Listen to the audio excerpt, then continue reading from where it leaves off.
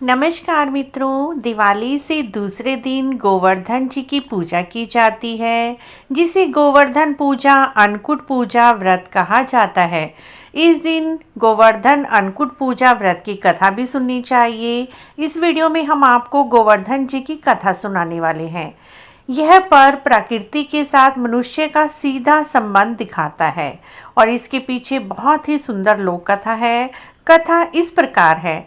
एक समय की बात है, भगवान श्री कृष्ण अपने मित्र ग्वालों के साथ पशु चराते हुए गोवर्धन पर्वत पर जा पहुंचे।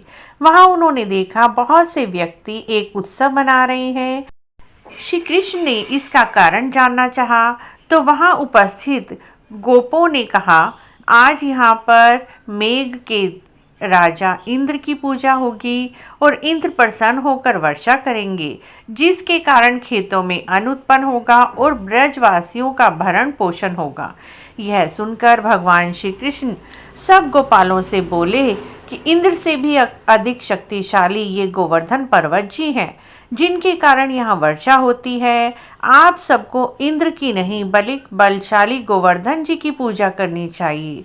श्री कृष्ण जी की बात मानकर सभी ग्वाले गोवर्धन की पूजा करने लगे। जब यह बात इंद्रदेव को पता चली तो वह बहुत ही क्रोधित हो गया और अपने मेघों को आज्ञा दी कि वे गोकुल में जाकर मूसलाधार बारिश करें।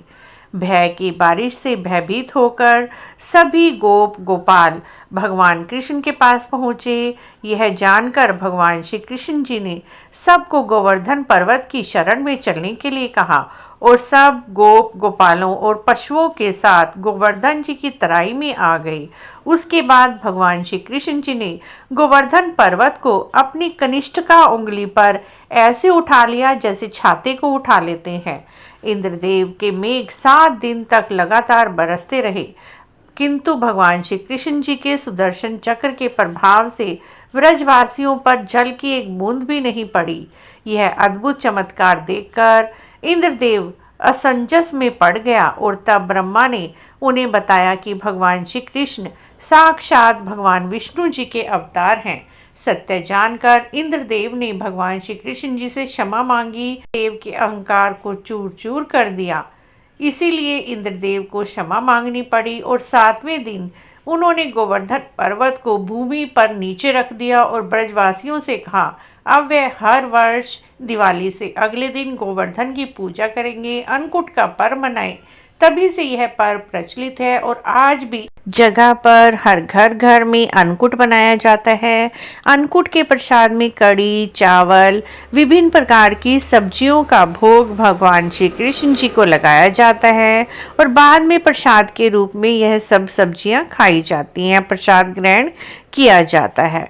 प्रसाद इतना स्वादिष्ट होता है कि अन्नकूट जैसा स्वादिष्ट प्रसाद हमें कभी भी अच्छा नहीं लगता। घर में नॉर्मल बनाएं, लेकिन जो वही खाना हम भगवान को भोग लगाते हैं तो बहुत ज़्यादा स्वादिष्ट लगता है। इस तरह से अन्नकूट का प्रसाद बनाया जाता है और अन्नकूट का त्यौहार मनाया जाता है। आपको भी गोवर्धन पूजा और अन्नकूट की यह जानकारी कैसी लगी? अगर अच्छी लगी है तो आप हमारे चैनल को इसी तरह की और जानकारी के लिए जरूर सब्सक्राइब करें, लाइक करें, वीडियो को शेयर भी करें। कमेंट बॉक्स में जय गोवर्धन जी महाराज अवश्य लिखें।